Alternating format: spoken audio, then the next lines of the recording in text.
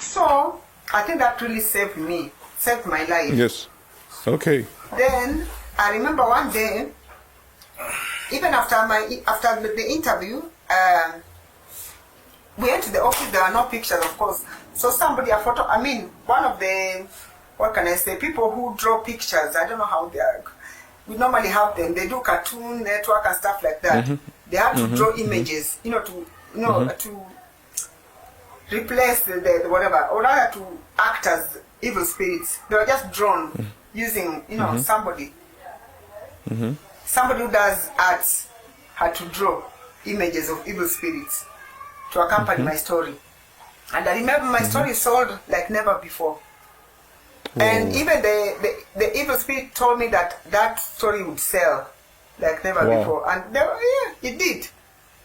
Wow. And I remember one day, as I was walking in town, the witch doctors, somebody tapped my back, and when I looked, it was the witch doctor.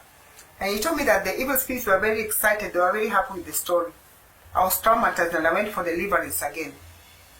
I want to ask you a question right there. Sorry. Yes. Hold your thought. Like when you published the story as a journalist, was the story favoring the kingdom of darkness, or were you just neutral, telling what you saw, or what was the tone of the story? No, it was not favoring the kingdom of darkness.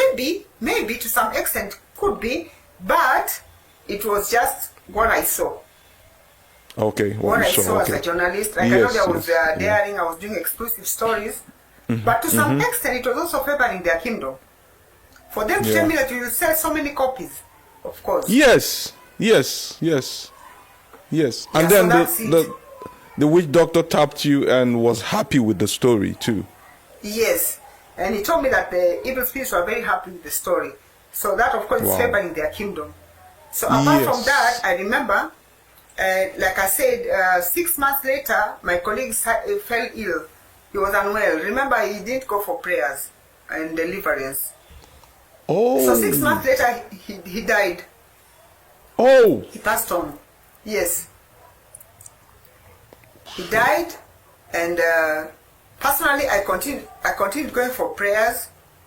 I went to close to 50 pastors in different churches. Wow. The worst thing that I did, at the time I was not born again, like I said, but I was not serious with salvation.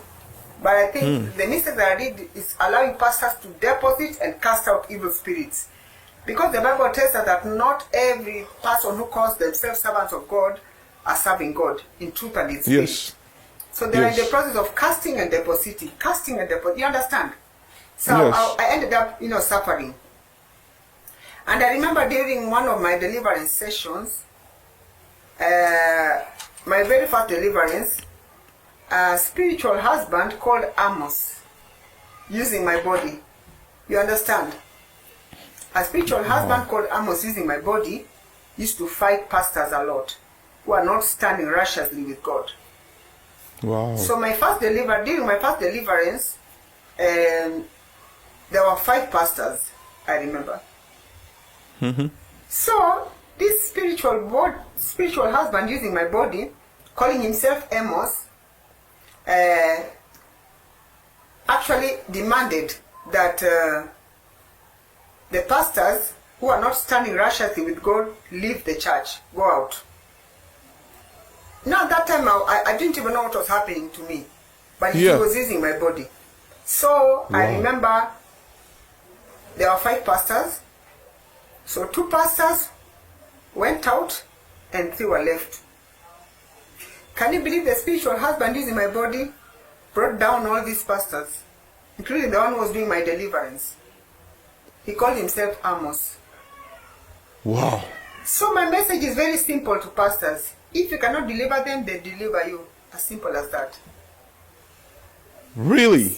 So apart from that, I went to so many churches, and the spiritual husband using my body, calling himself Amos, overpowered servants of God who are not standing righteously with God.